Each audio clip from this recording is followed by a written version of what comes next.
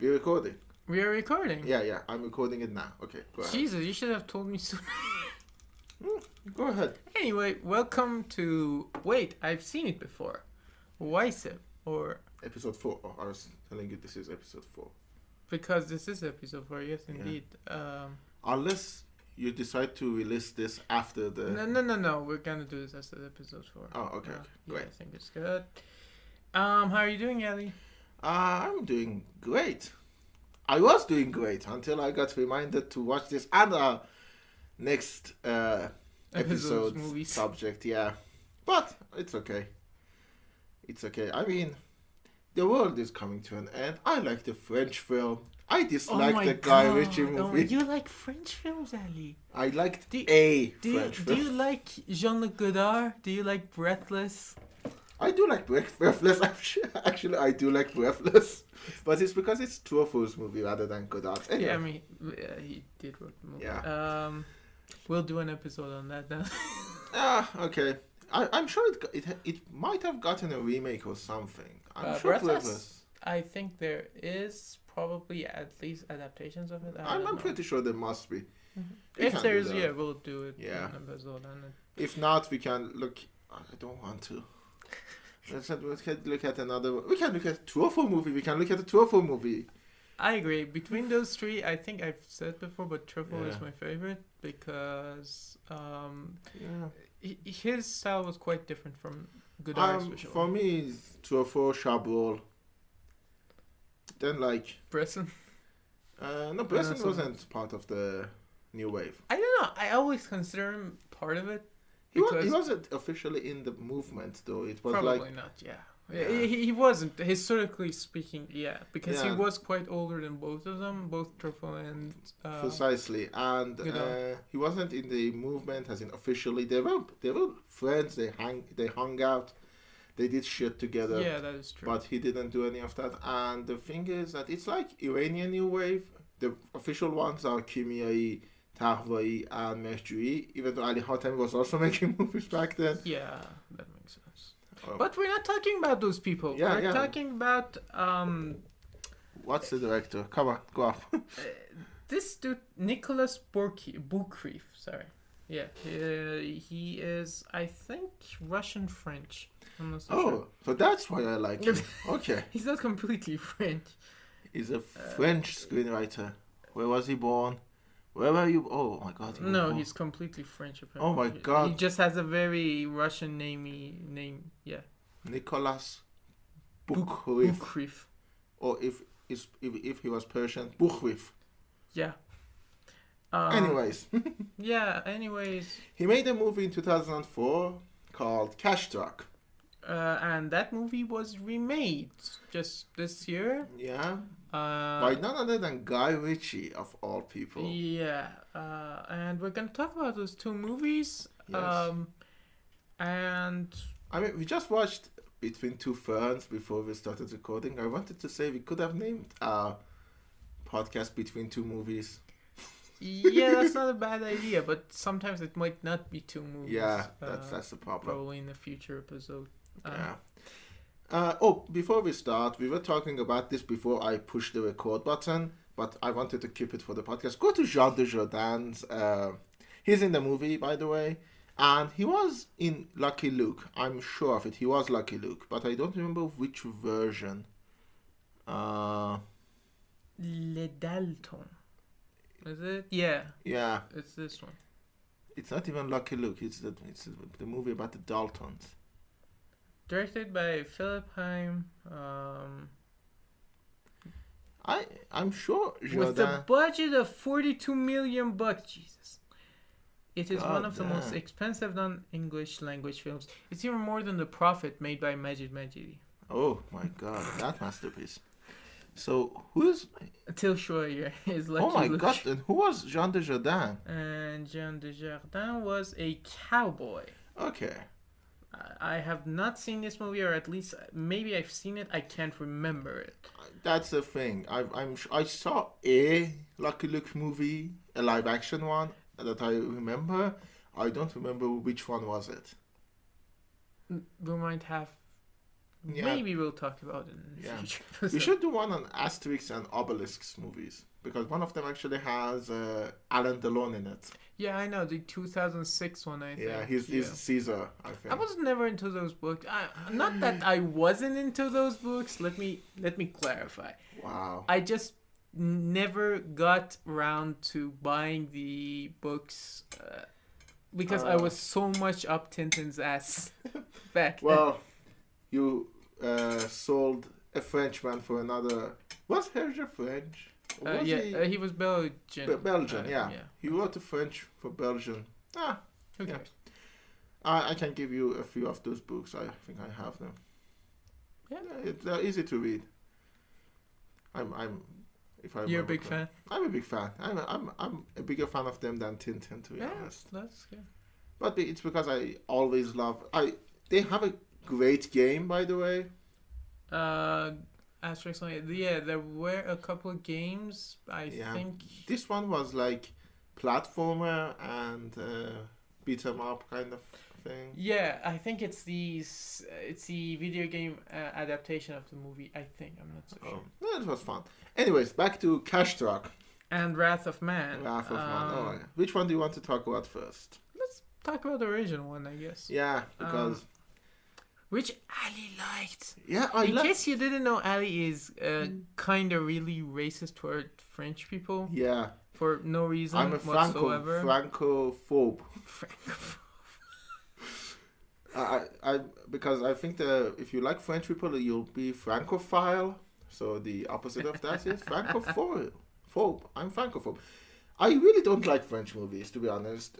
For me, there are exceptions. Like I like Jean-Pierre Jeunet. I like Luc Besson. Not mostly. A few times. The older ones. Not all of the older ones either. I'm not a big fan of Nikita. I think that's his best movie. Like his career trajectory went downward. I think Leon was his best movie, but because that one is more British, I think. Fifth Element is like his last good movie to me. Because after that, I don't remember if I liked any of his movies. I didn't like Lucy. I didn't like Valerian. And his most recent movie was Red... No, it wasn't Red Sparrow. It was something Red Notice? No, it wasn't Red Notice either. Red Sparrow was... It was a classic Besson joint. It was about this... By the way, spy lady who tries to infiltrate Russian shit and whatnot. I can't remember the name. Red Sparrow was a movie with Jennifer Lawrence and Jeremy Irons. I did not even know that because I haven't seen that movie, to be fair. The only reason I watched it was because it has Jeremy Irons. Anna, I don't remember this at I watched this. Not good. Go to his filmography. I'm sorry. I just want to see what else he had done ever since. He made Fifth Element in 1997. Oh my God, Fifth Element is as old as we are. As old as you. I'm a little bit old. He made a Joan of Arc movie. Oh, I remember that. That one has Dustin Hoffman in it. Yeah, I do remember that too. He made Angel A, which I haven't seen. Not good. Arthur and the Invisibles was okay. I mean, it's the same thing as... who was the guy who did... George Miller did Happy Feet. Yeah. And I'm like, what the fuck is wrong with you? Sure. I know you're having fun, but I've seen this one. And the Revenge sequel. Of the... Yeah, I've seen both of them. Yeah. And there was a third one. Jeez. Oh my God. I don't even know what this is. The Extraordinary Adventures of Adele, Blanc. I haven't seen that one. I should. And apparently it's good because it's got a really good score. Oh, okay. We'll check this out. Then there is The Lady, which I've seen. I did not like. Michelle Yeoh. The Family? I remember this. It was supposed to be De Niro's big comeback. It wasn't De Niro's big comeback, was it? That wasn't until 2019. Lucy. And Lucy was a shit show in itself. We should do one on Lucy and Limitless. Speaking of, why? They both have the same premise. There's a pill that opens up like 100% of your brain. Don't get me started with this stupid concept. Yeah. Yeah, maybe. Anyways, back to Cash.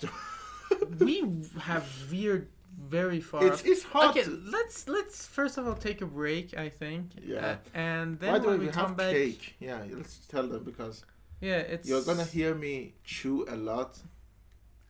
So, if you want, grab a cake from your local cake store. Really good cake, by the way. You're welcome. It's homemade. My mom made it. That's great.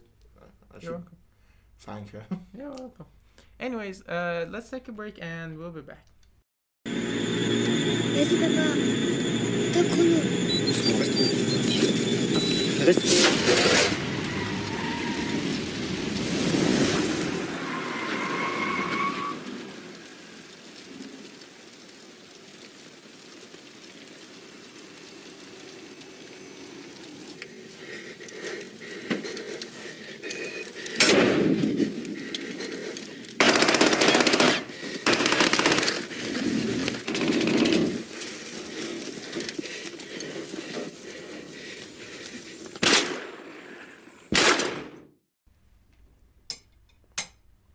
Okay, now that we are back, let's talk about Cash Truck. And I just remember something. What did you remember? Since you edit these sort of behind the scene, you're gonna have to put a French dialogue between these breaks, huh? I have to think about it. I don't know what I'm going to do with these foreign movies. Okay. Anyways, it's so Cash Truck is a 2004 French action thriller by Nicolas Boucreef. It wasn't his first film. Yeah. He doesn't have many other important films as far as I'm concerned. I don't think even Cash Truck is an quote-unquote important film. I guess not. I mean, except for the fact that it was remade. Yeah, it was remade for Wrath of Man. So I don't think if I even heard of it if it wasn't for Wrath of Man. Yeah, probably. And that's kind of sad because it's actually a really good movie. I'm not gonna spoil the story. I don't think it's about a guy going through a traumatic experience and then gonna get revenge on the people who put him through that traumatic experience. The movie is shot like a documentary. It's shot like an office drama. Yeah, it is very devoid of color and action. It doesn't have an action, yeah. Hype, which I think works incredibly great. The main character, Alexander Demar, he's not an action hero. Like he does have kind of a fit body. Yeah, he's kind of fit. In contrast to Wrath of Man. Statham. Jason Statham's character. Let me see. Patrick H. Hill. H. Whatever. He's a normal. We don't even particularly know what he was doing before I think banking. It had something alongside banking or finance. Stock, finances. I don't know. It's not particularly important. Was a financier. Yeah.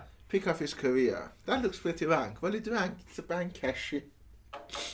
Oh, I'm so sorry about that. I should silence my phone. Do that too.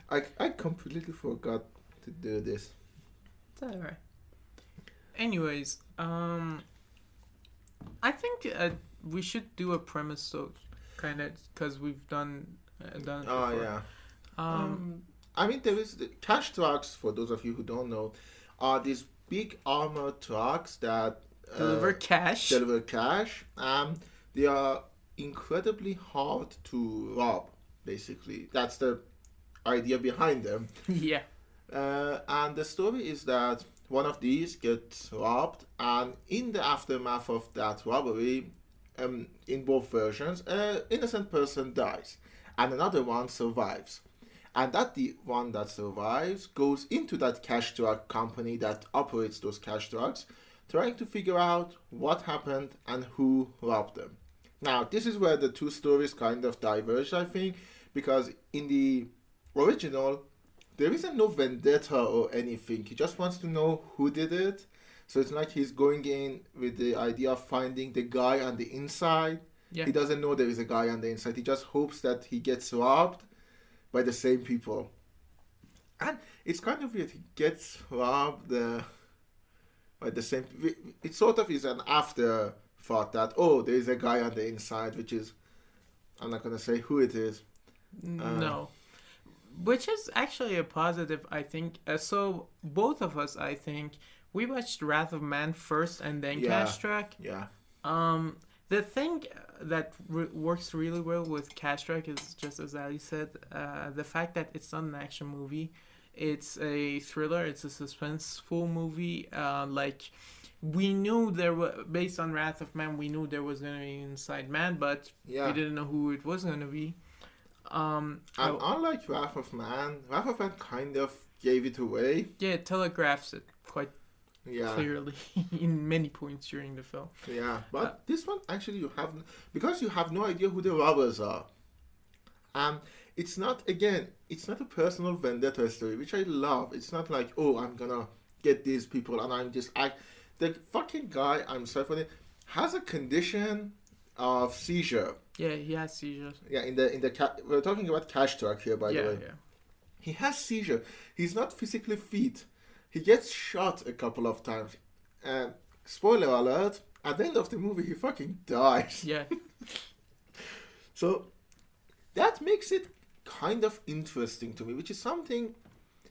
This is kind of hard to do, this movie, in contrast to Suicide Squad, Green Knight, and Dune, which we did. Because a lot of the good things about Cash Truck becomes apparent when you compare it to Wrath of Man. Like, the movie itself is good, but it gets better when you sort of realize what could have been, which thankfully wasn't. I know French movies are not easy to watch, believe me, I do. But give this one a chance, I think. Like, it's really good. I can't say there is nothing more I think I can say. The action is actually very subdued. How many action scenes did we have? I think there are 3 at most. No, 2. There is one at the end. Yeah. And then there's the one at the middle when they first get robbed and the poor guy dies. The burnout guy shoots a kid in the chest. Yeah. Which that one was. By the way, unlike Wrath of Man, in Cash Truck, bullets hurt. Yeah, they do. Like, when people get shot, you kind of realize, oh my god, this shit hurts. And they actually die. Because Wrath of Man at some point gets so over the top, and I'm like, okay, fuck. At this point, you're not making a movie. You're making a parody of a movie. Yeah. So... I'm sorry, I kind of just plowed through the conversation here. I'm sorry. No, it's okay. I think you made most of the points that make Cash Truck a good movie. You've said most of them. I think one of the things that I really liked, besides the direction, which was pretty well done, again, it's a very suspenseful movie. It has a lot of great moments. Yeah. Both script-wise. By that I mean they're both written well and directed well. Like, there is a particular scene that I really enjoy is the party scene, the Christmas scene. Yeah. Where the mommy guy sort of does that thing. Yeah, does that thing. It's for those of you who have seen the movie. The mommy guy is actually the one which in French is Momie, because I was looking, who the fuck is that guy? Because in the Wikipedia they have the English name. Yeah. And I really liked it. I think there is a bit of underdevelopment. Like, the maid in the hotel is kind of feels like a filler at times. Like, you know. Yeah, I know what you mean. But besides that, I don't think this movie is, has that many problems. Me too. I agree with you that it is underdeveloped. I don't think it's a character-driven movie though. It's like, yeah, you just have to realize this is a father who had lost a child and is very fucking angry. Yeah, that is fair. Again, I keep comparing it to Wrath of Man, which, oh my god, we'll get to Wrath of Man, but... Another thing I really liked were the performances. Oh, yeah. Especially the main actor, Albert Dupontel, which... He's apparently a director too. Yeah. I thought I have seen other movies from him. I had not. But he's really good. He does a thing which I kind of wish, again, Wrath of Man did. He's very believable. He laughs, he smiles, he falls over. He's a schlubby guy. He doesn't look like, well, Jason Statham. He looks like this everyday guy, and he isn't a badass, to put it simply. Like, there's this great scene, again, a lot of great scenes in this movie, where he, after dropping off some cash at a local drugstore, I think, a very small dog kind of, woofs at him, and he pulls out his gun, tries to shoot him, and everyone's trying to subdue him, and it's like, chill out, dude. Just shows how good he has portrayed it on the brink of collapsing, and then there's I mean, the nanny scene, I think, is mostly because the actress who played the maid was actually very beautiful. I'm sorry, I'm gonna bring the horny bit a little bit up. There's also one in 10 seconds. In 10 seconds, the movie has one extremely racist and one extremely sexist joke. Yeah. And it's kind of funny considering it's Islamophobic and homophobic and sexist. It was really funny. Yeah. Like, that right after each other, it was really funny for me. I don't know. That great movie overall. And to be honest, the only problem I have with it, on top of the stuff that we talked about, is that I don't think I'm gonna go back to it very much because it wasn't extraordinary. It was just a good movie. It was very well done. I think it would have been in other circumstances. Maybe I don't know. I don't know the trajectory of Mr. Boukreef's career, but in other circumstances, these kind of movies actually launch you to stardom. Yeah. They lead to bigger, better movies. If he was American, I think he would have made the next Marvel movie at this point. Yeah, probably. If he had made Cash Truck instead of 2004 in 2009, he would have replaced Kenneth Branagh for the first Thor movie. It is? I don't know. It is possible.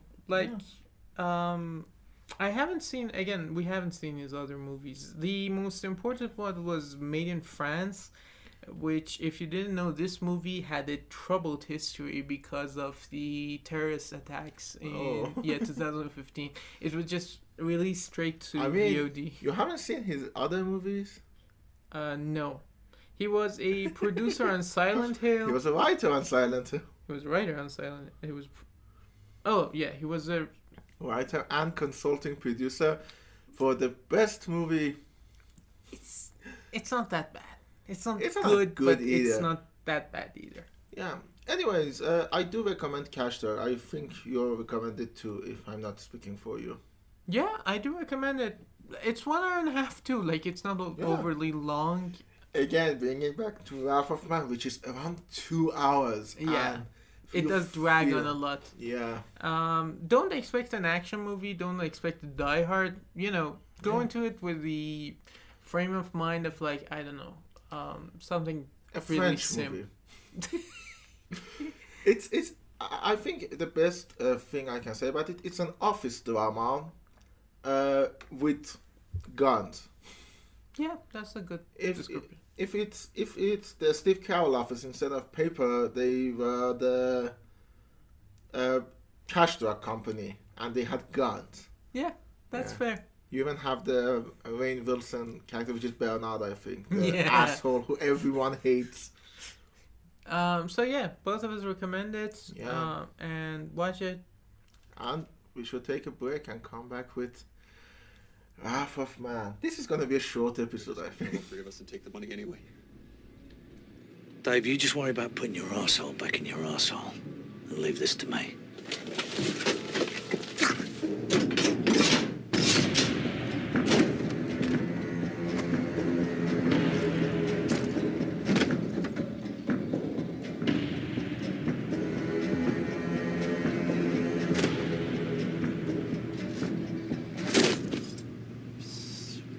This guy's fucking around. He's throwing bags on the floor. God fucking damn it. Now listen up, fuckboy. I said throw the money in the fucking flatbed. Try to get clever again, and old boy is getting a face full of shit.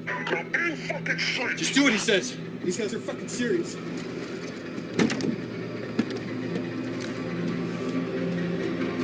Get in the truck next time, you fuck nut! Sorry, pal.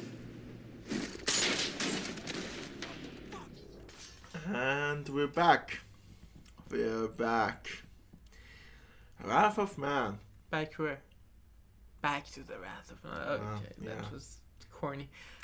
You could have said it's we've returned, and then it's the return of the Mac. And Wrath of Man actually, wasn't there a John Steinbeck book that had wrath in it? Grapes of Wrath, yeah. I don't know why the name reminded me of that. It's Wrath is a kind of, it has a good name, by the way. Wrath of Man is a great name for a movie that is less than stellar. First of all, let's because this will be a bit longer than Cash Truck. Yeah. We have history with this director because we don't have history with Nicolas Guy. Yeah, what do you think about Guy Ritchie? I love him when he does good, and I hate him when he does bad. Like, two of his movies are in my top 100 movies of all time, which is Snatch and Sherlock Holmes. I love Lock, Stock and Two Smoking Barrels. I even love Revolver.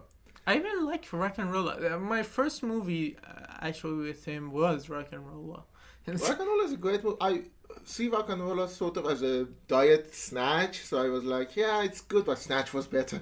I get it. Yeah. I remember we are in Iran and we buy DVDs completely legally from very respectable stores, and the dude was like, holy shit, this movie was so awesome, the action was great, and I was like, yeah, let's watch it. And the plot isn't exactly as straightforward as it is supposed to be.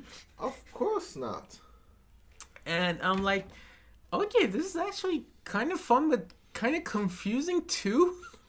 That's one of the stuff about his movies, like, they are needlessly confusing. Even Snatch, it's like, at some point you have to realize, okay, where does a diamond come into play with Bricktop, the British glasses guy? Yeah. And I'm like, but that's what makes him fun, because he gets to have fun with the stories. He has done a bunch of bad movies too, like Aladdin. Arthur. Wrath of Man. I haven't watched Aladdin, to be fair. I have. I'm not going to watch it. You just showed me that what was the song you showed me? Prince Ali, fabulous he. I just watched it and I was like, nah. Yeah, I agree. And let's see, but so let's talk about the fact that what makes this movie sort of exciting for a lot of people, because his last movie was very good, The Gentleman. Yeah, it was a return to form, some might say. Yeah, and not only we had him return to form in The Gentleman, he had returned to actors, because this is the first movie with Jason Statham, I think since either Revolver or I think Revolver. Can you crawl a little bit? It says it's Revolver, 2006. So it's been like 14 years since these 16, dude. Because it's 2005. Oh, yeah. And now we're in 2021. What? I'm and your math is quite shit. Yeah. I'm sorry, but it is. Well, I studied art. But the thing is, it was exciting. I'm not gonna lie. When I heard about it, I was very excited. Oh my god, Guy Ritchie and Jason Statham back together. We're gonna have another Snatch. Nope. To be fair, so Wrath of Man isn't exactly an adaptation, as the Wikipedia page says. It is loosely based on the on Cash Track. By that we mean they just pulled the story. Yeah. But they changed the characters, the structure of the story, and almost everything is changed. Yeah, besides again the synopsis, basically the plot. It is a cash track.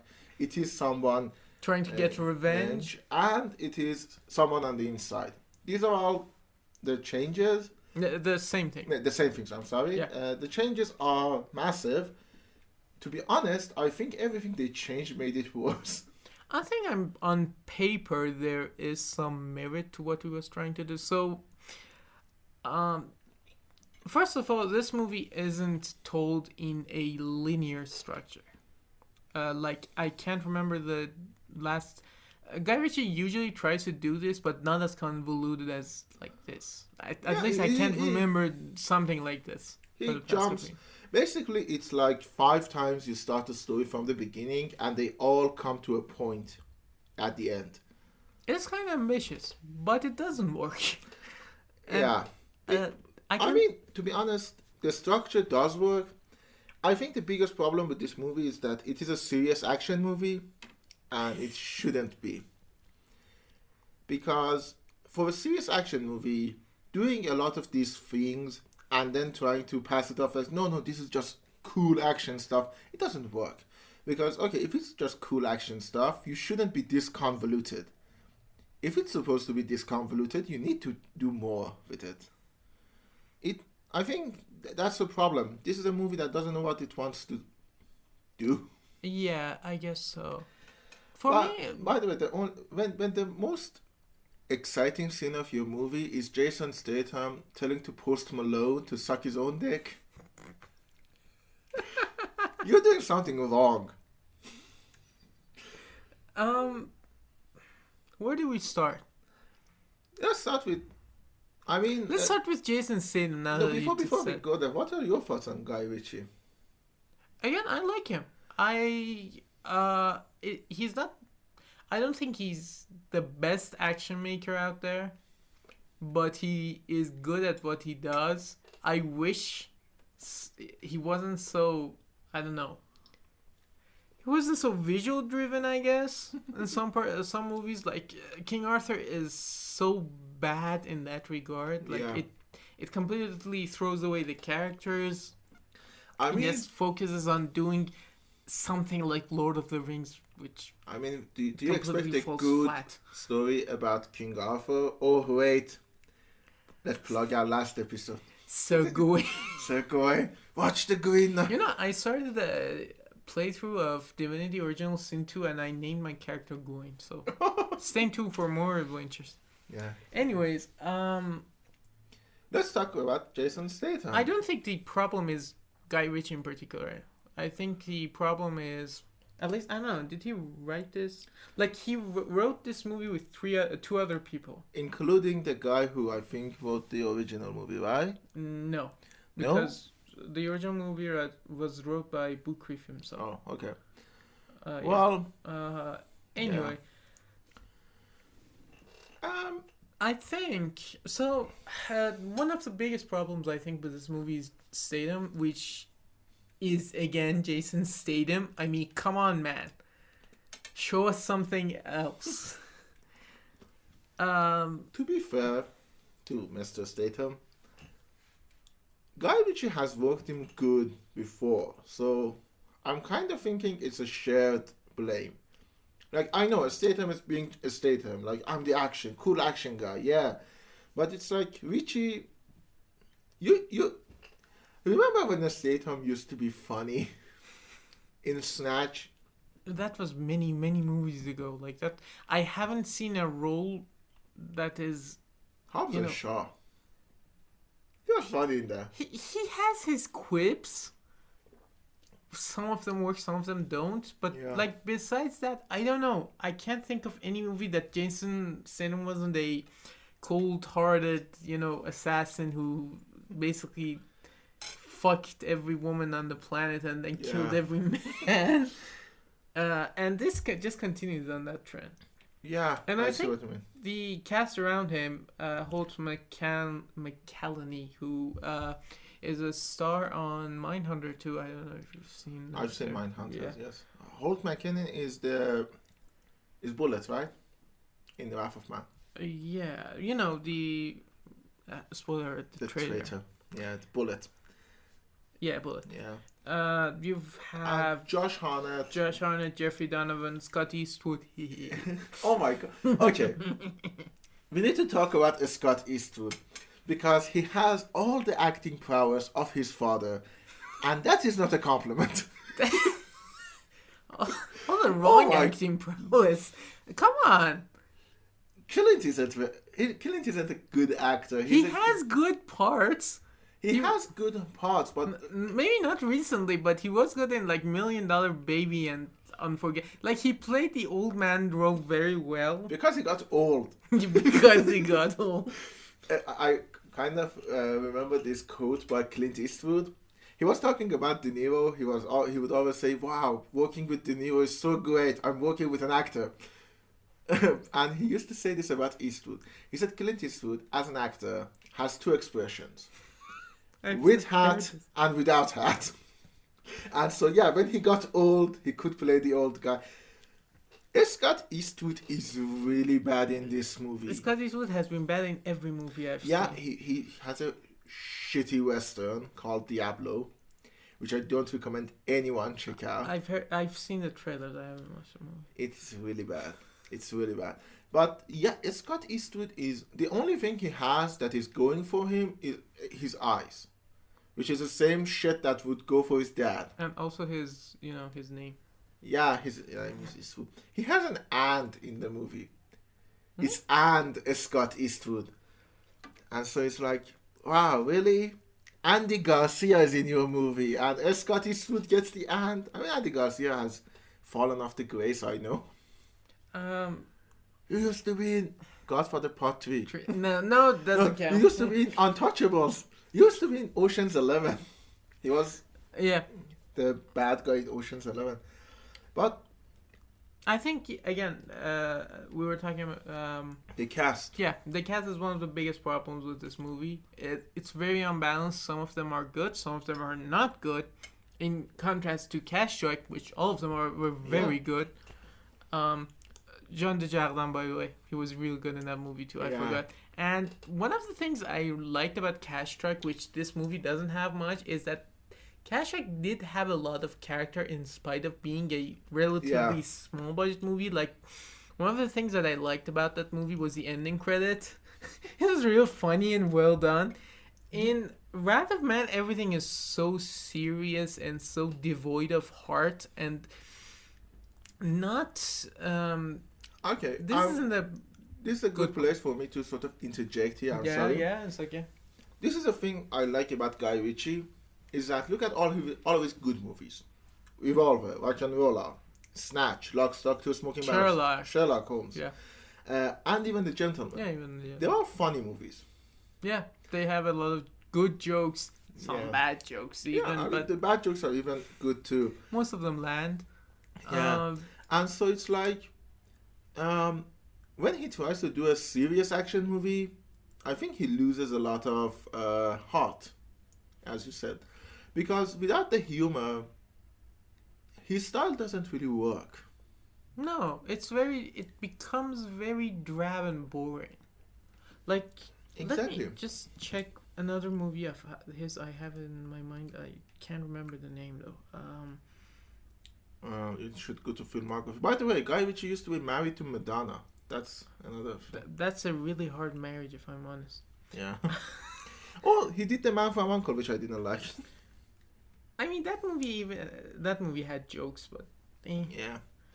Like, okay, for example, something like... I don't know what to say. the funny thing is he did Aladdin and Gentleman in the same year, so it's like, okay, I can't see which movie he did more. It was his Last Duel and House of Gucci. House of Gucci. We should do one on House. We will do one on House of Gucci. For example, A Game of Shadows was trying to be more serious, and thus it was like less successful. Yeah. That was what I was actually thinking about. Yeah. And I don't know. Maybe he isn't just made for that kind of stuff. I think he shouldn't do serious action movie. Because, okay, to be honest, I love Quentin Tarantino. I'm saying this because I think their style are kind of comparable. Yeah, you can sort of see the influence. Even if Guy Ritchie isn't exactly copying Quentin Tarantino, I think they come from the same school of mind. Like, yeah, violence is fun, actions is fun.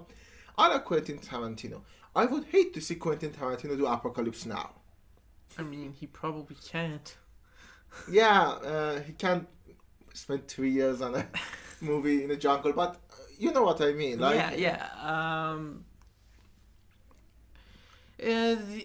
don't know. How do you think it would have worked? This is actually kind of foreshadowing for our next episode, by the way. But if you wanted to choose a director and you were like, okay, we have this successful French movie that we've got the rights to, so who are going to give it so you can remake it? Well, for Cash Truck, I would go with someone who is more down to earth. If it was me, and considering the structure the story had, I would have gone with Inarritu. I mean, it would work. He would have made a good movie, I believe, because his seriousness. Just look at something like Amores Perros or Bible. Yeah. It would have. He would have nailed. I think. I'm with you. I'm completely with you. I would have gone with. Why did I forget his name? The guy who did Logan. James Mangold.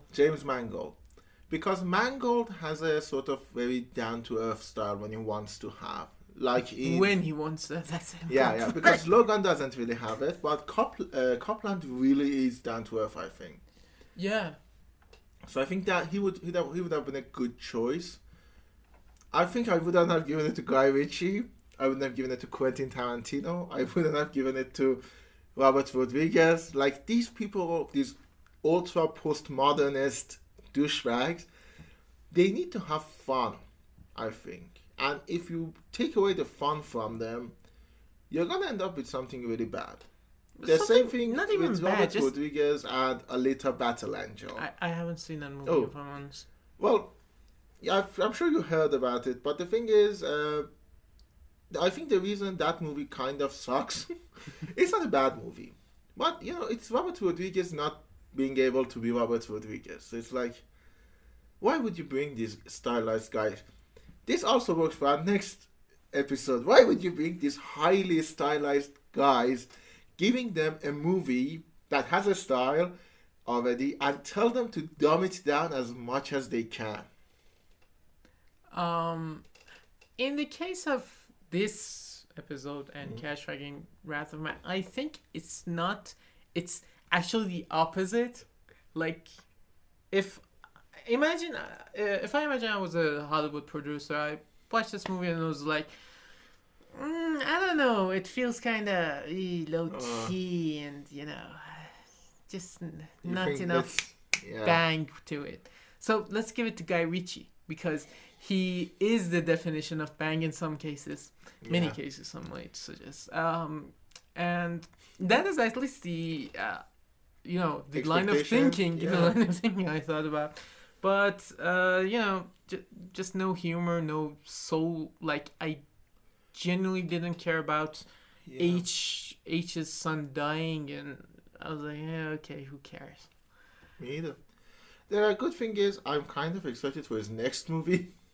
Yeah, actually, the poster came out. I don't know if the trailer came out too. If it has, I haven't seen it. I've seen the poster, and I've read a little bit about what it's gonna be about. But first of all, it has a Statham again.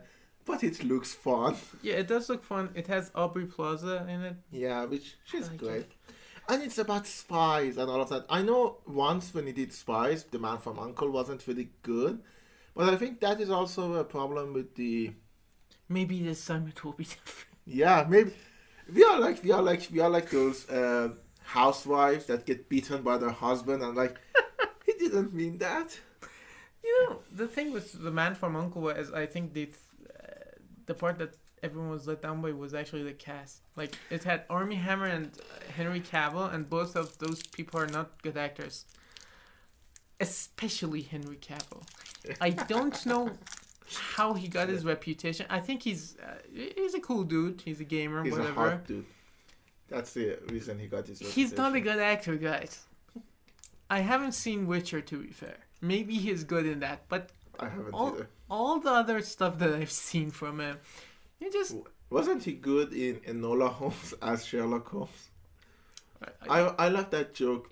It's we found the Nolan code. It says you either live long enough to die a hero, or you either die a hero, or you live long enough to see yourself become Sherlock Holmes. Yeah, that's fair. He's just not... He was actually the worst part of the most recent Mission Impossible 2. Oh, but he had $1 million mustache. Oh, that $1 million mustache. We should do one on Justice League at some point. Stop it, man. We should. Wait. You know, it's like that frog thing. You know, you're gonna have to eat it at some point. Is it chocolate frog? No, it's a regular frog. God damn it. And it's alive. Oh, no. And it's voiced by John Cleese. Okay, I like that. Now to think about it. That's for all of you Shrek fans out there. Okay, so... Yeah, I think that's it. I don't really have much else short to say. episode. Okay. Yeah. It is a short episode. Yeah, 45 minutes. Wrath of Man, do you suggest it? If you want to see it, you want to lose. I mean, it's very boring. I wouldn't ask you to go and see it, but if you want to see it, you already have it in your possession, you want to go ahead and see it, just watch Cash Truck after it. Or before it. I don't think it's worth it, if I'm honest. Like, there are better movies with the same premise. There are better movies with the same structure. There are better movies with even the same cast. Yeah. So, there are better movies with the same fucking synopsis. So, you know, if I think it's going to be a forgettable movie. I agree. It did sell really well from what I saw. Like, again, let me check. I can understand why. In the COVID days, because this movie came out in spring, yeah, it sold 100 million, which is quite good. I can understand why, because to be honest, if I was in a respectable buying movies community, I would have paid for this movie because it's Guy Ritchie. Guy Ritchie did a good movie, so he has a bit of goodwill back, and it's Jason Statham and Guy Ritchie back together. Again, in my head, we could have had a Snatch. But we didn't. But we didn't. That's okay. Yeah. Shame on you. No. To be honest, okay, this is a bit of a teaser for the next one, which we're going to record after this. As much as I don't like Wrath of Man, I think from Cash Truck to Wrath of Man was a reasonable downgrade. But our next movie is going to be such a huge drop that I'm sort of like, I think I'm going too easy on this movie because I know what is in the horizon. And I'm like, I was going to say, why did you do it, Guy? And then I went, yeah, Spike did it too. Stay tuned, ladies and gentlemen. And don't forget to like, comment, and subscribe. Yeah, because we finally did decide to put it on YouTube. This is like the first episode we did. We did a bunch at first without editing it, but now we're publishing it. Yeah. And please like, comment, subscribe, and share it to your friends. If you're on Spotify, if you're on Anchor, you can send us a message, obviously. Yeah. And yeah, tell us what you think. We'll see you next time. Or you'll hear from us next time. You'll see us next time. I don't know if you see the Seth Meyers corrections. It's a whole thing there. See me next week. Okay. Bye.